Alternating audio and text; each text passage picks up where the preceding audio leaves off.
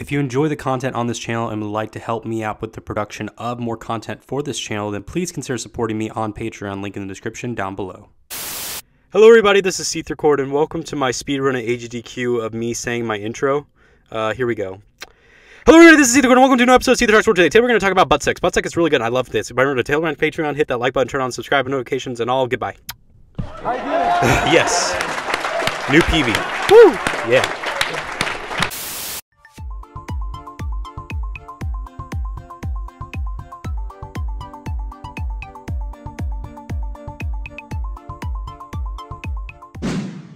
Hello everybody, this is SeetherCord, and welcome to another installment of my SeetherTalks series here on YouTube.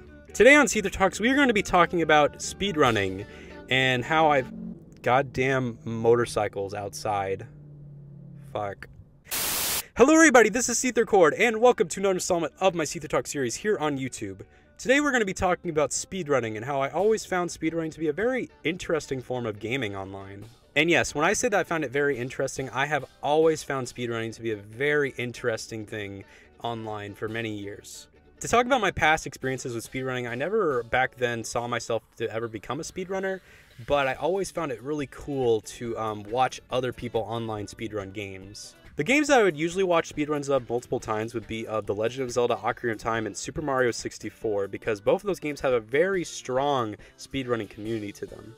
After watching speedruns for a few years, I finally then decided to go and try to speedrun games myself. The only real games I would really speedrun were of Super Mario Sunshine, which I usually would clock in at around times of 2.5 hours. And then weirdly enough, I then, a couple months ago, tried to speedrun SpongeBob SquarePants Revenge of the Flying Dutchman, which I never finished a proper speedrun of.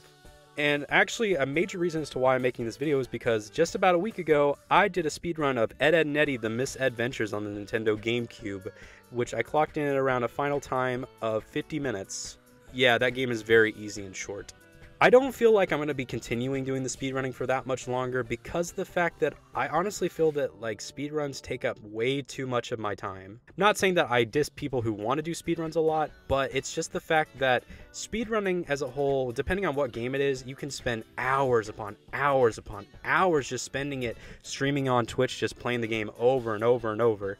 And after I get older and I think more to myself about my own personal free time that I have and how it's becoming less and less over time, I feel like instead of just playing the same game over and over again, I feel like I want to spend more time experimenting with new games and having more of a vast experience of games out there. So I think I'm going to get to the point now, if I ever want to speedrun a game, I'm going to have to really like the game. Any speedrun that requires at least like 3, 4, 5 hours, I'm going to rule that out. So 2 hours I might do, but over 3 hours, I'm not going to do a speedrun of that because I cannot sit down and play a game for 3 hours. I'm going to get too tired. And if you really do some searching online when it comes to the speedrun community, you can see there are some games that have a ridiculous amount of time you have to put into it just for one speedrun. Like, let's take Animal Crossing 100% on the Nintendo GameCube, which at one point the world record was 70 hours.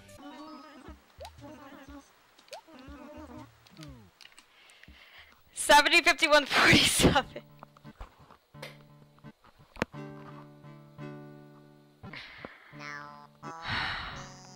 There's also some Yu-Gi-Oh game that takes up to about 80 to 90 hours, with about 80 hours of it just being purely luck-based.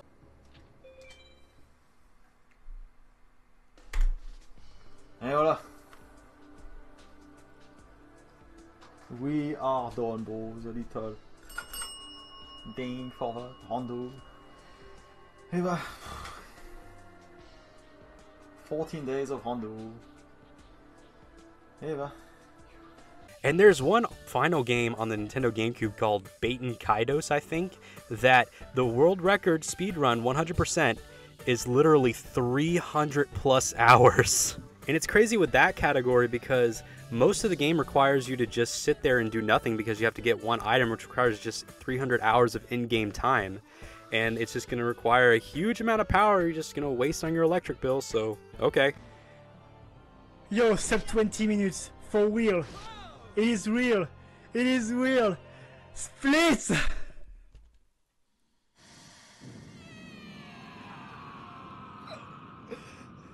Yes!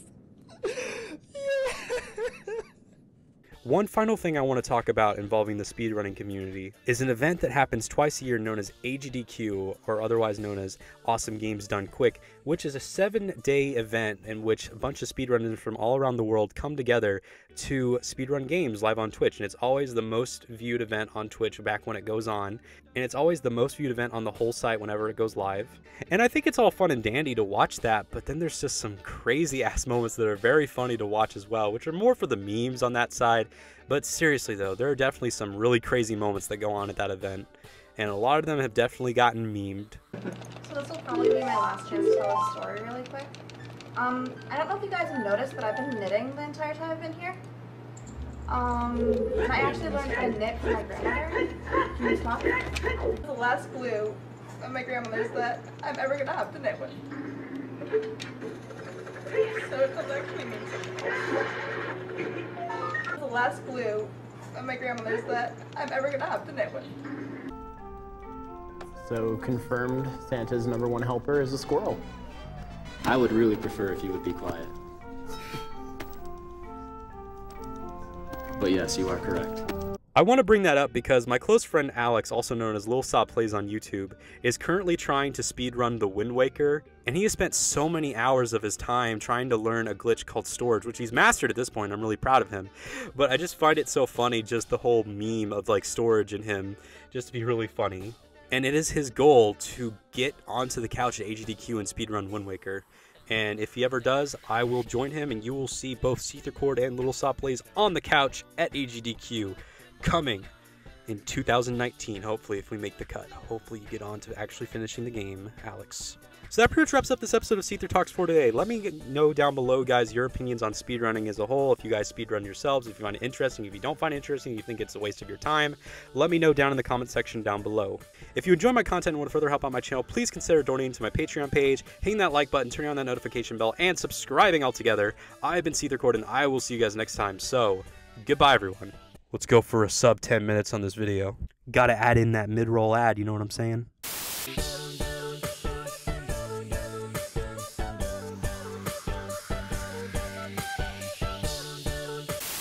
I'm not doing anything suspicious, really. Yeah, you're right. Yeah, sure you are. Look at his smug fucking face. Look at his fucking face! Oh! Anyway.